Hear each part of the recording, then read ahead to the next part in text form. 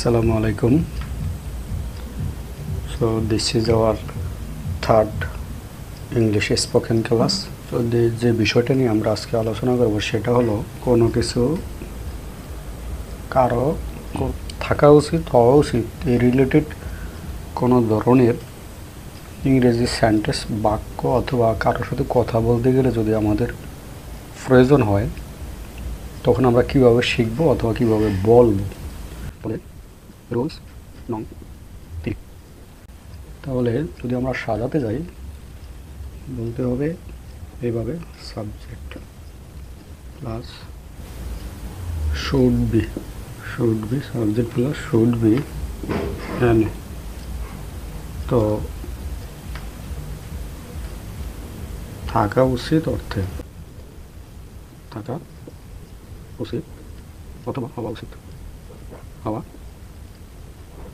উচিত এই রিলেটেড কোনো ধরনের ইংরেজি বলতে গেলে তাহলে আমাদের এই রুলটা ফলো করতে হবে। Subject plus should be N A. তো এনএ মানে হলো নাউন অ্যাডজেক্টিভ, তার মানে শুড বি এর পরে নাউনও বসতে পারে অ্যাডজেক্টিভও বসতে পারে। তাহলে উদাহরণ দেওয়া যায় এভাবে, উপদেশ, যখন আমরা কাউকে উপদেশ দিব উপদেশের ক্ষেত্রে আমরা এটা বলতে পারি যে শুড বি ব্যবহার করে একটি বাক্য তৈরি করতে পারি, সেটা হলো হোম। অসুস্থ হলে বাড়িতে থাকা উচিত।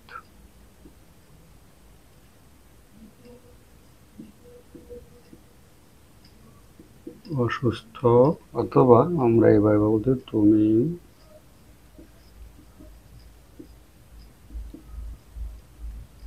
when you are sick you should be at home। তুমি অসুস্থ হলে বাড়িতে থাকা উচিত। তো এই রিলেটেড যত ইংরেজি আছে আমরা এই স্ট্রাকচার অথবা রুলস ফলো করে বলতে পারি। তাহলে আমাদের যখন আমরা কারোর সাথে কথা বলবো তোমার বাড়িতে থাকা উচিত, তোমার অফিসে যাওয়া উচিত নয়, এই রিলেটেড সেন্টেন্স আমরা এটা দিয়ে তৈরি করব। তাহলে আমরা যদি আরেকটি উদাহরণ দেখি সেটা হলো উদাহরণ নাম্বার 2। এটাকে আমরা দিতে পারি উদাহরণ নাম্বার 1, যে অন হলিডে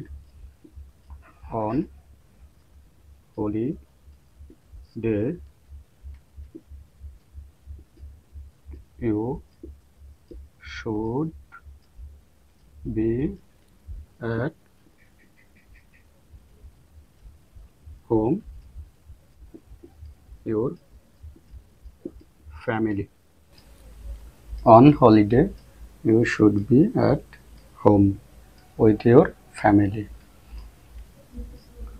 ছুটির দিনে অন হলিডে তোমার ছুটির দিনে you should be at home বাড়িতে থাকা উচিত উইথ ইউর ফ্যামিলি তোমার পরিবারের সাথে। তো এরকম ইংরেজি অবশ্যই আমাদের তৈরি করতে হবে যখন আমরা কারোর সাথে কথা বলতেছি, অপডেটে, যে কোনো সিচুয়েশনে এই সকল ইংলিশ খুবই গুরুত্ব। ইট ইজ সো লেট, অনেক দেরি হয়ে গিয়েছে। You should be at office. It is too late মানে অনেক দেরি হয়ে গিয়েছে। You should be at office, তোমার অনেক দেরি হয়ে গেছে। You should be at office now, অফিসে থাকা। তাহলে কিভাবে বলতে হবে? অনেক দেরি হয়ে গেছে, ইট ইজ টু লেট। অথবা you can also like this way, it is too much late, অনেক দেরি হয়ে গিয়েছে। You should be at office now, এখন তোমার অফিসে থাকা উচিত। এখন আমরা দেখব হওয়া উচিত। হওয়া উচিত কিভাবে ব্যবহার করতে হয় বাক্যের ভিতরে।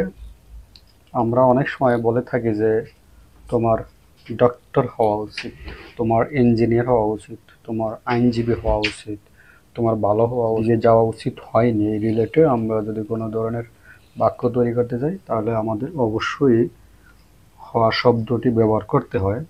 সেটা আমরা দেখব কিভাবে শুড বি ব্যবহার করে আরেকজনকে উপদেশ দিতে পারি অথবা নিজে মেনে চলতে পারি। সেটা হলো যে তোমার ভদ্র হওয়া উচিত, তোমার ভদ্র হওয়া উচিত।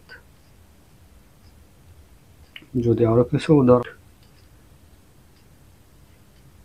Right now, you should be good right now, তোমার এখনই ভালো হওয়া উচিত। তো এখনই উপযুক্ত সময়, তোমার ভালো হওয়া উচিত। এই রিলেটেড আমরা যত এক্সাম্পল আছে শত শত দিতে পারবো, তবে যে বিষয়টা আমাদের অবশ্যই মাথায় রাখা উচিত সেটা হলো কখন শুড বি ব্যবহার করা উচিত, কখন উচিত নয়। এবার আমরা কিছু ব্যতিক্রমী উদাহরণ দেখব যেগুলো আমাদের দৈনন্দিন জীবনে খুবই দরকার। সাপোজ আমরা এখন তৈরি করব negative sentence, interrogative sentence, assertive sentence তৈরি করি। সেটা হলো যে you should be careful, careful, তোমার সতর্ক হওয়া উচিত। তাহলে তোমার সতর্ক হওয়া উচিত সেন্টেন্সটাকে যদি আমরা ইউ শুড বি কেয়ারফুল, সতর্ক হওয়া উচিত। যদি আমরা এটাকে ইন্ট্রোগেটিভ সেন্টেন্স তৈরি করি তাহলে দাঁড়াবে এরকম, শুড ইউ বি কেয়ারফুল, তোমার কি সতর্ক হওয়া উচিত। I mean, while we making any interrogative sentence, we should pass the word should in front of lines, in front of sentence, and be obviously will go to after subject. Then you can use adjective or noun, etc. if you wish. So যদি আমরা এটাকে negative ফর্মে লিখি, negative ফর্মে question করা হয় তাহলে careful, careful, তোমার কি সতর্ক হওয়া উচিত নয়। এই রিলেটেড যদি আমরা কোনো কিছু বলতে যাই ইংরেজিতে তাহলে কি বলতে হবে, should not you be careful, তোমার কি সতর্ক হওয়া উচিত নয়। তো আমরা চাইলে এরকম শত শত ইংরেজি বাক্য তৈরি করতে পারি শুধুমাত্র ফরম্যাট ইউজ করে, রুলস ব্যবহার করে। তো আমি চাই আপনারা ইংরেজি শেখেন, যেভাবে হোক, যেখান থেকে হোক। ইংরেজি শেখাটা কেন গুরুত্বপূর্ণ, obviously English international language and it's smartness and global কমিউনিকেশনের জন্য অবশ্যই ইংরেজি দরকার। কারণ ইংরেজি বলতে পারলে নিজের কাছেও ভালো লাগে, ইভেন নিজেকেও মনে হচ্ছে যে আমি আসলে overall perfect for this society, for me, for my job, for my every situation. So thank you so much. আল্লাহ হাফেজ।